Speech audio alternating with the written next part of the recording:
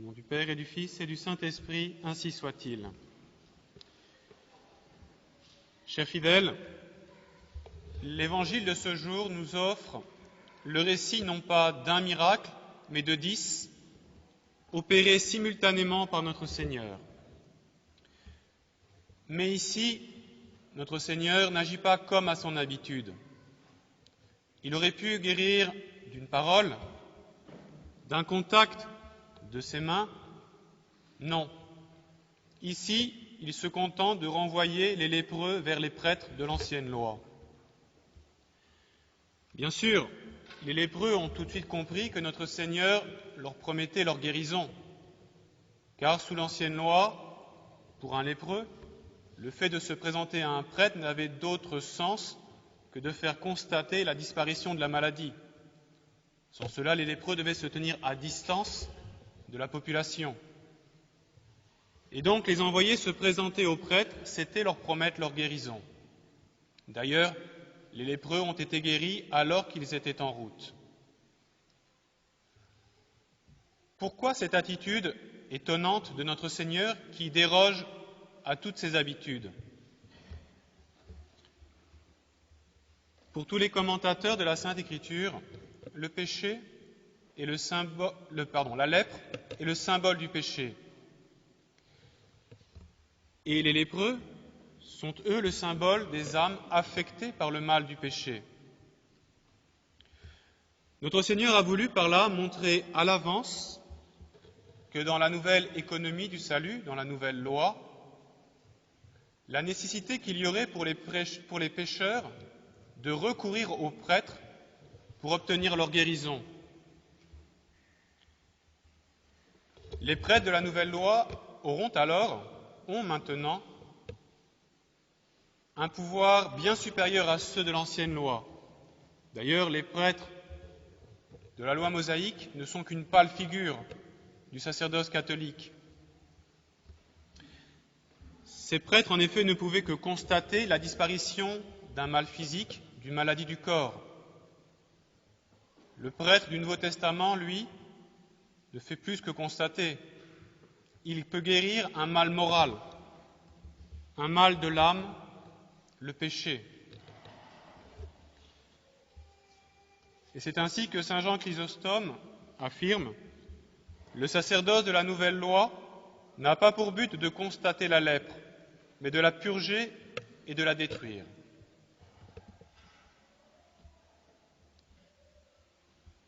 Ce qui est intéressant ici est de noter qu'une chose n'a pas été dite. Elle est sous-entendue.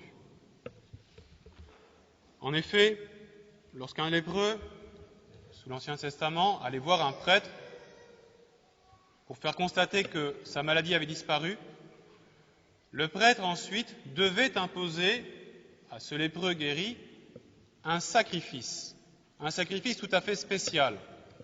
Et il nous sera intéressant de nous attarder un petit peu sur la description de ce sacrifice et sur l'analyse que nous allons en faire. Le livre du Lévitique nous le décrit ainsi. Celui qui doit être purifié offrira 2 passereaux, du bois de cèdre, de l'écarlate et de l'hysope.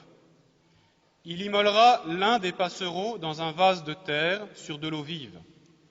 Il trempera l'autre passereau, qui est vivant, avec le bois de cèdre, l'écarlate et l'hysope, dans le sang du premier passereau qui aura été immolé.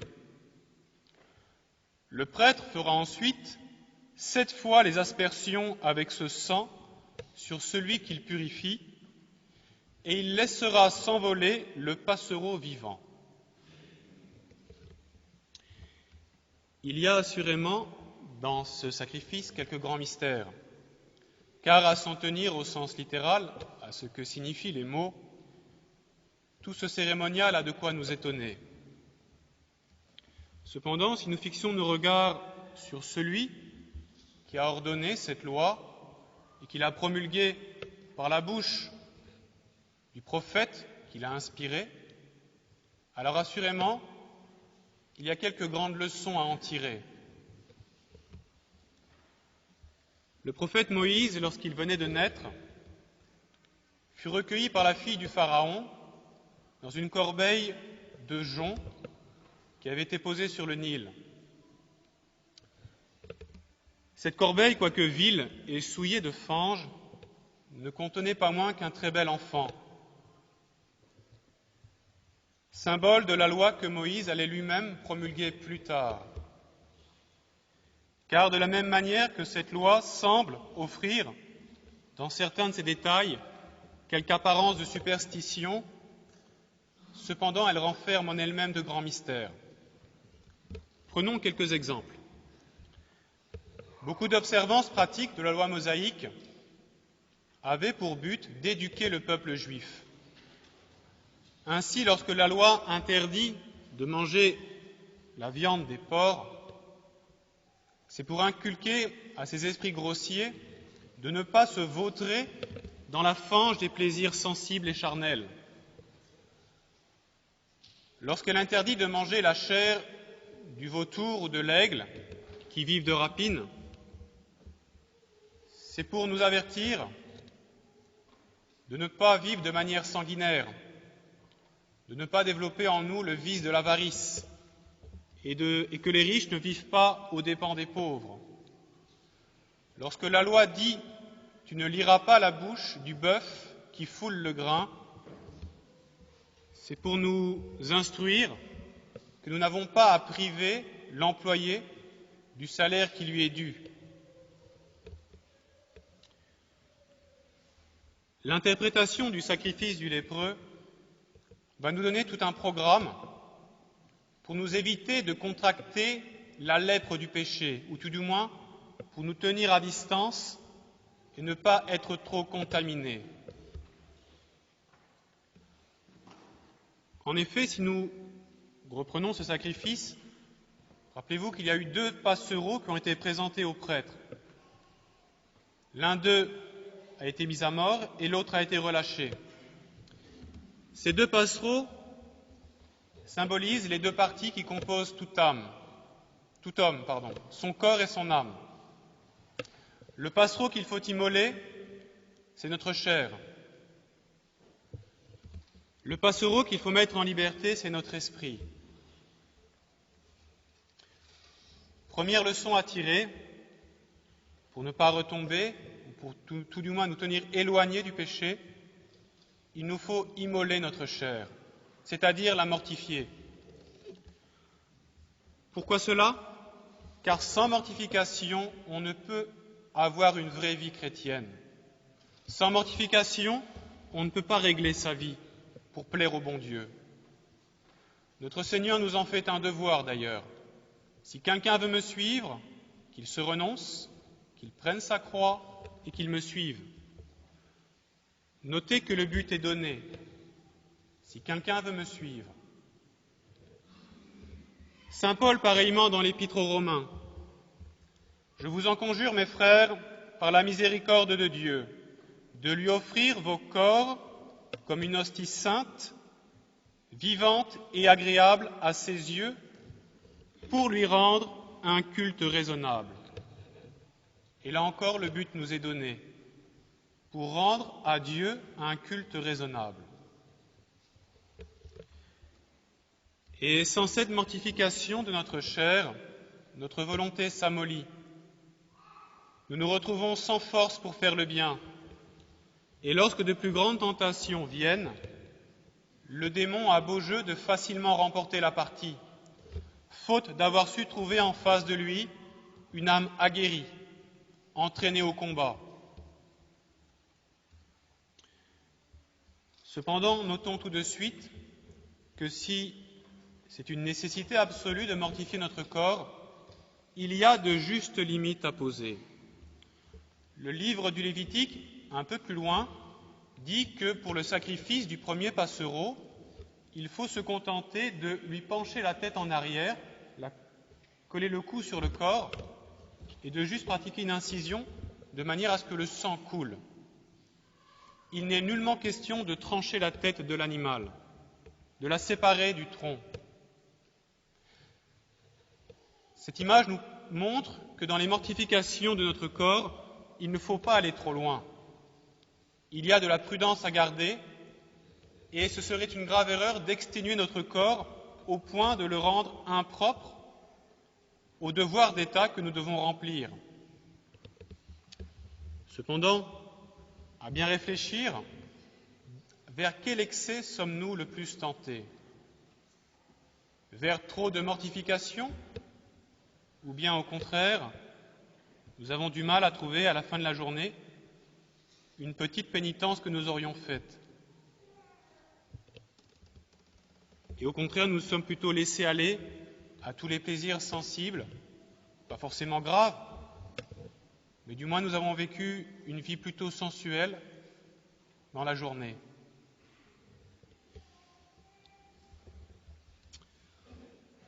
Aussi, afin d'éviter tout excès dans la mortification sensible, il est très important pour nous d'avoir des petites mortifications, si possible inconnues des hommes, et que nous offrons uniquement pour l'amour de Dieu. Et c'est d'ailleurs un signe de bonne santé spirituelle. Donnons quelques exemples. Dire une dizaine de chapelets les bras en croix tout seul dans sa chambre. Se lever et se coucher à heure fixe. Lorsqu'on se promène dans la rue, mortifier son regard. Ne pas regarder même des choses légitimes et offrir cela au bon Dieu. Et puis à table, normalement, nous devrions toujours quitter le repas en ayant offert quelque chose au bon Dieu. Pas forcément sur la quantité, mais au moins sur la qualité. Entre deux plats qui se proposent, il est très facile de prendre celui qui flatte le moins le goût. On n'est pas obligé non plus de prendre de la confiture tous les jours. Saint Vincent Ferrier disait que la table est comme un autel. Nous ne devrions jamais la quitter sans avoir offert au moins un sacrifice. Mais vous comprenez que dans tout cela, c'est une question d'amour de Dieu. Que sommes-nous prêts à faire pour l'amour de notre Seigneur? Quelles attaches sommes-nous prêts à couper pour mieux servir le bon Dieu?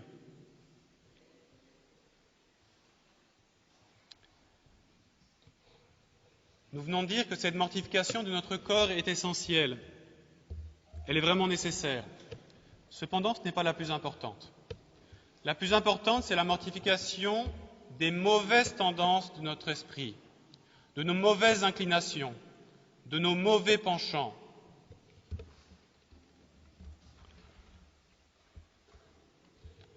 Saint Paul encore nous avertit « Faites mourir les membres de l'homme terrestre qui est en vous, la fornication, l'impureté, les abominations, les mauvais désirs et l'avarice qui est une idolâtrie. »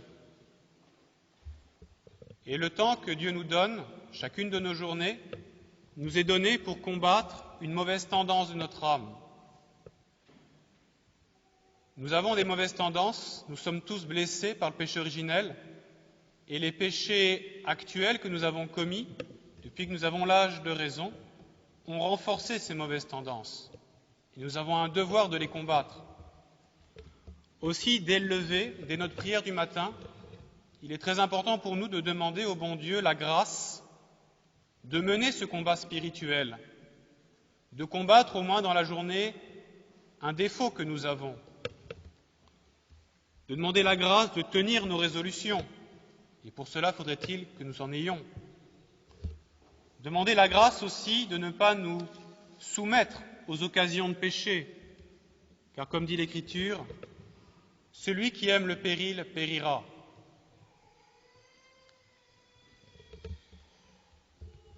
Une remarque avant d'aller plus loin, si cette mortification de nos mauvais penchants est la plus importante, il faut savoir que l'homme qui dirait qu'il mène le combat spirituel, qu'il combat ses mauvais penchants, mais qui ne ferait aucune mortification extérieure, aucune pénitence pour son corps, eh bien cet homme serait dans une illusion totale.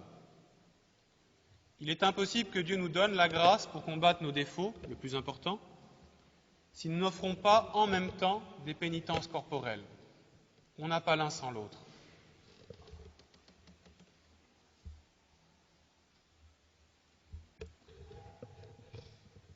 Quels motifs, quelles considérations nous aideront à mener cette vie de pénitence, de renoncement à nos mauvaises inclinations?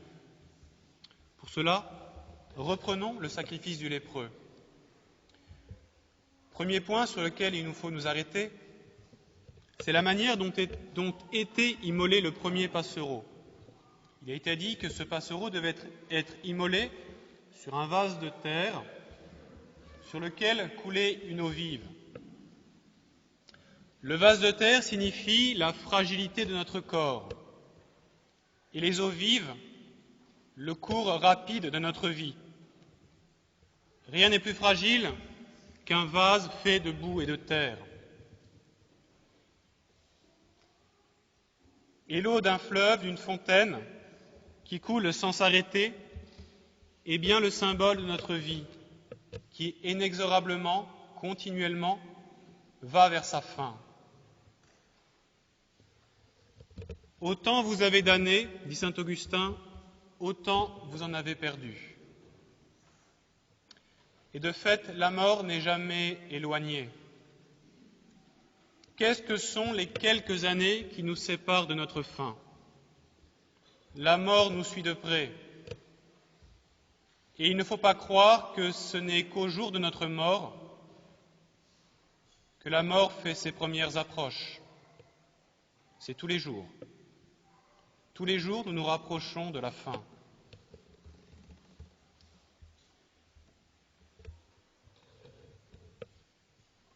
Au dire des auteurs spirituels, la considération de la mort est un des moyens les plus puissants pour nous détacher des vanités et des futilités de cette terre auxquelles nous sommes attachés. Il nous faudra bien tout quitter un jour. Et il vaut mieux faire aujourd'hui, pour l'amour de Dieu, librement, ces renoncements, mener cette vie de pénitence à laquelle notre Seigneur nous appelle. Si quelqu'un veut me suivre, qu'il se renonce, plutôt que demain. Demain, il sera trop tard. C'est aujourd'hui que notre Seigneur nous appelle. Si quelqu'un veut me suivre. Aussi, profitons du temps qui nous est donné ici-bas pour embrasser cette vie de pénitence, pour couper avec les mauvaises occasions de péché, pour pardonner, nous réconcilier avec un ennemi. Mieux vaut le faire maintenant, ce sera méritoire, cela nous procurera une augmentation de grâce dans notre âme, nous rapprochera du cœur de notre Seigneur, plutôt que dans les flammes du purgatoire, ou pire, pour des haines tenaces, graves, desquelles on ne s'est jamais corrigé, eh bien mourir la haine attachée au cœur et descendre comme cela au fin fond de l'enfer. Oui, la mort est vraiment un puissant aiguillon, et il n'y a pas de plus grand prédicateur. Saint Pierre d'Alcantara, religieux franciscain qui a mené une très grande vie de pénitence, des pénitences extraordinaires, Dieu lui en a donné la grâce, est apparu peu de temps après sa mort à Sainte Thérèse d'Avila. Il était tout rayonnant de gloire. Et il a dit à Sainte Thérèse, « Ô bienheureuse pénitence, qui m'a valu une telle gloire !» Deuxième point qui s'offre à nos regards, le deuxième passereau qu'il fallait laisser s'envoler. Le bon Dieu nous avertit par là qu'à l'amour de la mortification, il nous faut joindre l'amour de la prière. Et l'on peut même dire que c'est là le plus important. La mortification nous aide à mieux prier, nous aide à mieux nous unir à Dieu. La mortification n'a d'autre but que de nous joindre, nous unir au bon Dieu. Pourquoi fallait-il alors que ce passereau, que l'on devait laisser s'envoler, fût teint du sang du premier? C'est parce que dans la prière, une erreur serait de rechercher uniquement les consolations sensibles. Que Dieu nous en donne, loin de nous de les rejeter. C'est un cadeau de Dieu. Il ne faut pas le mépriser. Mais l'erreur est de s'attacher aux consolations, de les rechercher pour elles-mêmes, de ne pas remonter à la main qui nous les a données. Nous tomberions alors dans la gourmandise spirituelle. Et ce que nous rechercherions dans la prière, ce ne serait plus le bon Dieu, ce ne serait plus notre Seigneur Jésus-Christ, ce ne serait plus la croix de notre Seigneur, ce serait nous-mêmes. Nous rechercherions la jouissance et non l'amour de la croix.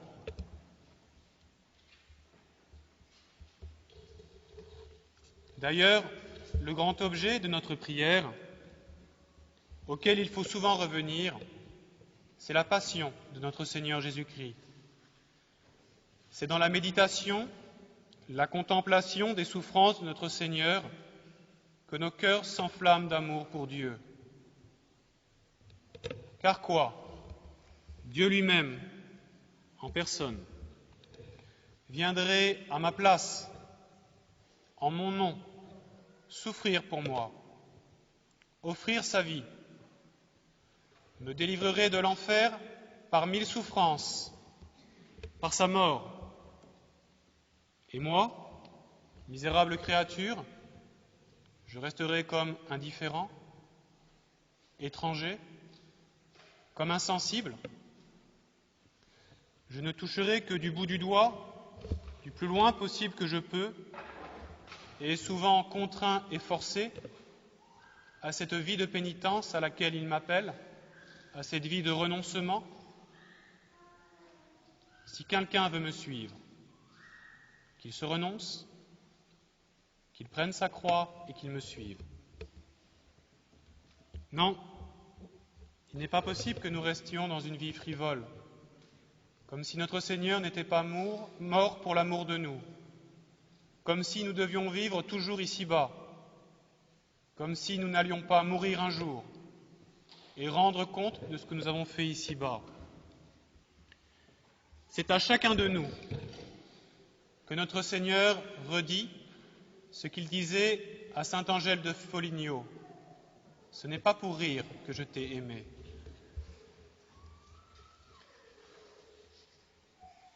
Pour conclure, nous donnons la parole au cardinal Pie. Lors du panégyrique de Saint-Martin, le 14 novembre 1858, notez bien, c'était il y a plus de 150 ans.